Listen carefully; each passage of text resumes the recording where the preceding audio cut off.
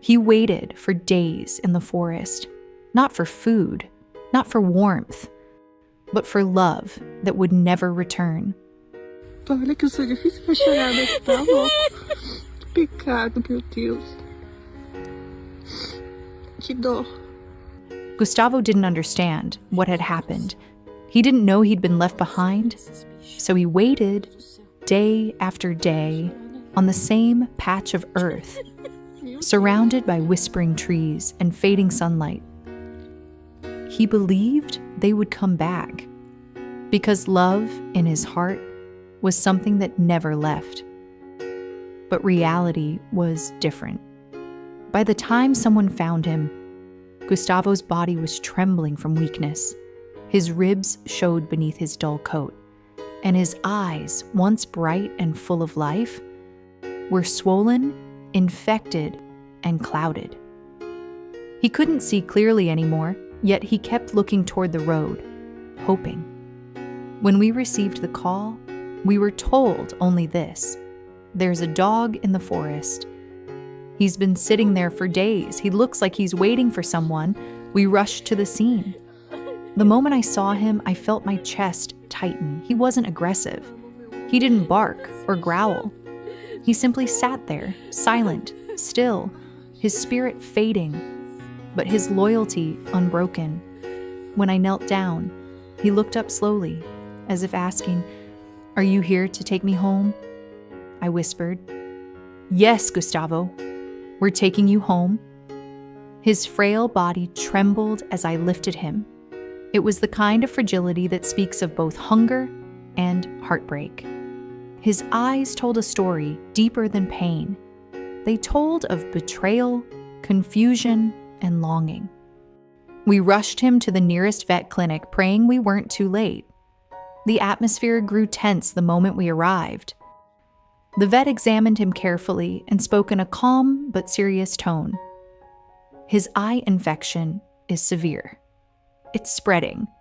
If we can't control it soon, it could reach the brain. Gustavo was immediately admitted for intensive care. Antibiotics, anti-inflammatory treatments, pain relief, everything began at once.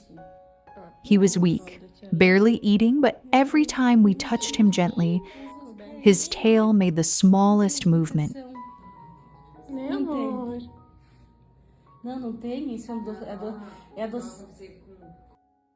That was enough. It meant he hadn't given up completely. The first nights were the hardest. He lay in silence, breathing heavily, caught between exhaustion and pain. We stayed beside him, whispering softly, hoping he could feel he wasn't alone anymore. Days passed. The swelling in his eyes worsened before it got better. There were moments when the vet feared he might lose both eyes.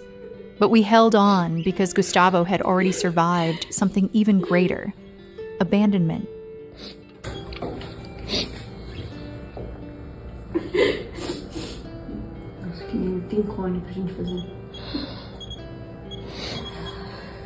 Then, one morning, a miracle began. He lifted his head without whimpering. He looked around, blinking slowly, as if rediscovering the world. The swelling had started to go down. The infection was finally responding to treatment. The vet smiled for the first time and said, "If this continues, we might not need surgery." We cried tears of relief. Over the next few weeks, Gustavo's strength returned little by little. He began eating on his own. He started wagging his tail again when we entered the room. His eyes, though damaged, began to clear, just enough for him to see movement, light, and love. He was coming back to life, not just physically, but emotionally. The dog who once sat in silence now greeted everyone with gentle joy. He had started to believe again. And then the day came when a family visited the clinic. They had seen Gustavo's story online and wanted to meet him. When they entered, Gustavo approached them slowly, as if sensing something familiar. He pressed his head gently against the woman's leg. And just like that, he chose them.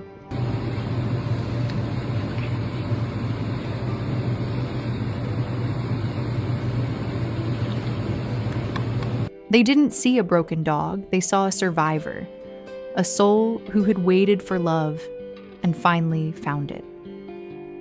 Today, Gustavo lives in a warm home with a loving family. He runs through the garden, guided not by perfect vision, but by trust. He recognizes his family by their voices, their laughter, their scent. He doesn't need sight to see love.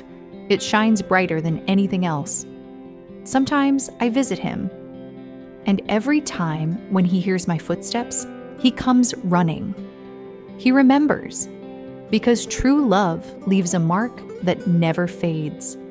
Gustavo's journey isn't just about rescue, it's about redemption. Have you ever looked into the eyes of an animal who's been hurt and seen them still willing to trust?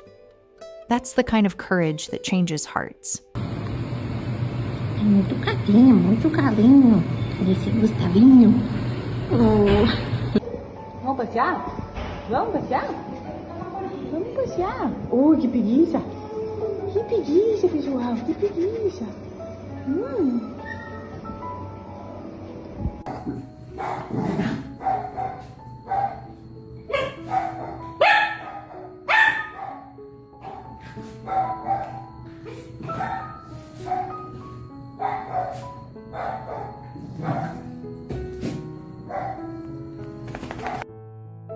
If Gustavo's story touched yours, please share it.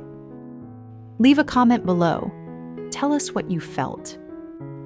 Because stories like Gustavo's remind the world that no act of kindness is too small. Every rescue begins with someone who cares. Help us spread his message. Every soul deserves a second chance.